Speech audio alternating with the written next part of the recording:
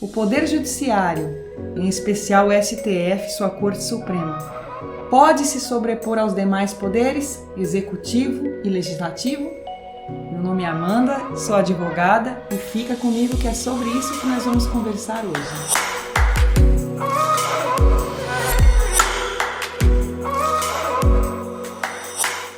Essa pergunta que eu fiz agora, ela é muito importante e eu quero responder ela para vocês à luz da Constituição Federal. Então, primeiro a gente tem que entender o seguinte: na verdade, o poder do Estado, ele é um poder único, é um só poder, mas que a nossa Constituição dividiu em 3 poderes. Por que 3 poderes? A nossa Constituição se inspirou em Montesquieu. Montesquieu foi um político, um filósofo e um escritor francês que viveu entre os séculos 17 e 18 na França.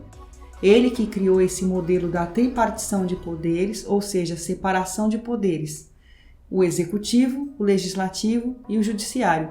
E isso inspirou a nossa Constituição. E por que dividir um poder único em 3? Porque, na verdade, a ideia é evitar o abuso de poder. Se você deixa o poder na mão de um só, certamente haverá abuso de poder, é o que dizia Montesquieu. Então, dividiu-se o poder, em vez de deixar uma pessoa só para administrar, para criar lei e para julgar, você divide em 3 poderes, mas esses poderes, eles precisam ser harmônicos e, ao mesmo tempo, independentes.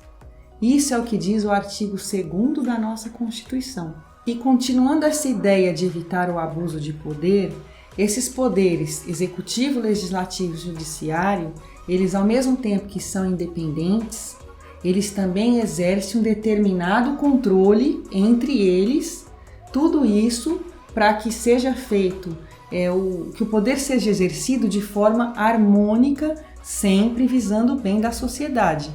Essa é a ideia da nossa Constituição. E aqui é importante a gente entender um pouquinho de cada um desses poderes para conseguir compreender até que ponto ele tem ali a liberdade dele, a independência dele, e ao mesmo tempo ele exerce um determinado controle sobre o outro. Por exemplo, o legislativo. Qual é a função principal do legislativo? É criar normas.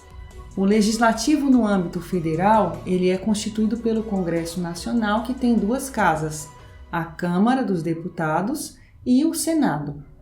E são essas câmaras quem vão principalmente criar normas. Normas essas que deverão ser obedecidas pelo Poder Executivo e são essas normas que são interpretadas pelo Judiciário para julgar os casos.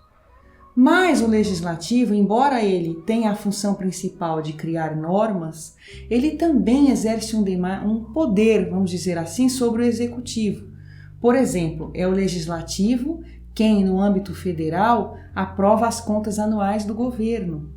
Também é o Legislativo quem vai julgar o presidente num processo de impeachment.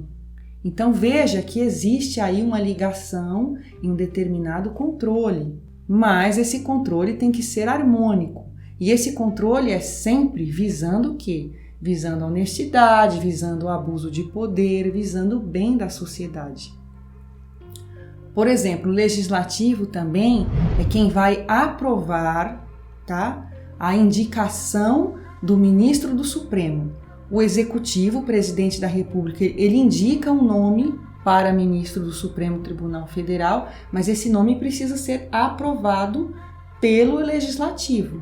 Depois de aprovado pelo Legislativo, é que o presidente da República vai nomear esse ministro do Supremo Federal. Já em relação ao Poder Executivo, qual é o papel do Executivo? O papel do Executivo é administrar de acordo com as leis, as normas criadas pelo Legislativo. O Executivo no âmbito federal é representado pelo Presidente da República, no âmbito estadual, o governador e no âmbito municipal, o prefeito. O Executivo tem como papel principal administrar todo o sistema de governo. No entanto, ele também pode, em casos excepcionais, legislar, criar normas. Por exemplo, quando ele publica uma medida provisória ou um decreto. Isso é uma lei. Seria papel do legislativo? Sim, criar leis é papel principal do legislativo, mas o executivo, em casos excepcionais, pode sim criar leis através de medida provisória e decretos. Ao mesmo tempo que o executivo também tem o papel, como eu falei anteriormente, de nomear os ministros do Supremo Tribunal Federal, que pertencem ao Poder Judiciário. E o Poder Judiciário? Quem é o Poder Judiciário e o que cabe a ele? O Poder Judiciário, na verdade, tem como principal corte o STF, Supremo Tribunal Federal. E qual é o seu papel? É interpretar e julgar de acordo com a legislação. Então, ele interpreta a norma que existe e julga cada caso concreto. O Supremo Tribunal Federal nosso, ele é o guardião da Constituição. Então, ele precisa julgar todas as questões de acordo com a Constituição Federal que está em vigor. Aqui é importante deixar claro que o STF ele não cria leis, ele não vai editar leis, não vai ter atos de governança, ele não administra como é papel do executivo, ele tem o papel que realmente de julgar cada caso de acordo com a Constituição. No entanto, ele tem poder de julgar os atos do executivo e do legislativo sempre que o executivo ou o legislativo te fizerem alguma decisão, tomarem alguma decisão que firam a Constituição. Nesse caso, há sim esse determinado controle, mas o STF precisa provar que houve uma violação à Constituição Federal quando ele julgar um ato do legislativo ou do executivo. Essa violação à Constituição precisa restar provada. Então, esses três poderes, executivo, legislativo e judiciário, com a Suprema Corte sendo o seu representante maior, precisam trabalhar de forma harmônica, sempre em prol da sociedade. E nenhum desses poderes pode se sobrepor ao outro. Então a resposta é: o STF, o Judiciário, não tem mais poder do que o Executivo ou do que o Legislativo. Lembre-se que é um poder só, é o mesmo poder, o poder da União, dividido em três, mas sempre visando o bem da sociedade. E aí vem a questão: o STF hoje, ele tem extrapolado seus poderes? Ele tem extrapolado os limites que são lhe dados pela Constituição Federal e que estão previstos no artigo 102 da Constituição? A gente tem que analisar que as obrigações do STF são previstas no artigo 102 da Constituição. Mas hoje, na minha opinião, o STF tem sim extrapolado os seus limites, tem tentado se sobrepor aos demais poderes, tá? À luz da Constituição, e eu vou dar aqui alguns exemplos. Por exemplo, recentemente o STF violou de forma totalmente arbitrária o parágrafo 4º do artigo 57 da Constituição Federal, que determina que é proibido reeleição de presidente da Câmara e do Senado. O parágrafo 4º do artigo 57, ele veda de forma expressa a reeleição para presidente do Senado e da Câmara. No entanto, o STF recentemente disse que não é bem assim, que pode sim haver a reeleição e aprovou a reeleição, julgando, totalmente contrário ao que diz a Constituição Federal.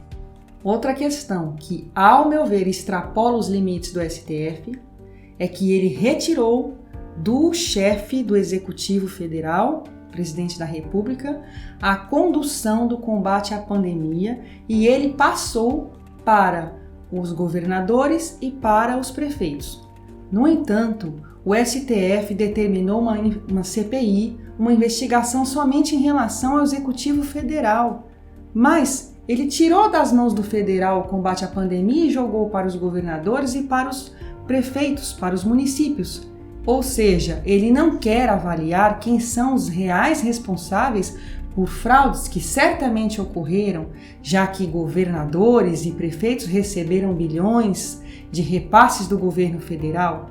Então, se cabe uma CPI, essa CPI ela deve ser instaurada não só em âmbito federal, mas também estadual e municipal. E a gente vê o STF concentrado numa CPI, exigindo uma CPI somente em relação ao governo federal, o que nos leva a entender que não há uma harmonia, muito pelo contrário, há uma disputa, há uma intriga entre esses poderes, judiciário e executivo, discutindo, quebrando a harmonia que foi determinada pela Constituição Federal. Outro ponto também que a gente vê é que hoje em dia os ministros do Supremo estão se tornando estrelinha das mídias, diariamente dando entrevistas, em vez de estar julgando processos, em vez de estar concentrando sua energia em julgar causas que estão muitas vezes há anos paradas, aguardando um julgamento no Poder Judiciário, a gente vê hoje os ministros dando entrevistas, dando opiniões sobre assuntos que nem lhes competem, invisível extrapolação dos limites do STF. E o problema aí é que essas atitudes do STF têm gerado uma insegurança jurídica no nosso país. E essa insegurança jurídica reflete negativamente, tanto nas questões políticas como nas questões econômicas da nação. Os investidores, grandes investidores, não querem investir num país que tem uma insegurança jurídica como a nossa nos dias de hoje. Então reflete negativamente na economia do nosso país e isso causa um empobrecimento também da nação. Pessoal, eu entendo que esse assunto ele possa ser polêmico para muita gente, mas ele precisa ser discutido à luz da Constituição Federal e esse tipo de discussão ela é boa, ela é válida e ela é para o bem da sociedade. Essa é a minha opinião, mas eu quero saber a sua opinião, comenta para mim. Você acha que o STF está agindo de acordo com a Constituição ou que ele tenha extrapolado os poderes que lhe são atribuídos? Deixa aí seu comentário, aproveita e é hora de se inscrever no nosso canal, dá o seu like se você gostou desse vídeo, ativa os sininhos para você receber a comunicação dos novos vídeos e compartilha com seus amigos. A gente se vê no próximo vídeo. Tchau!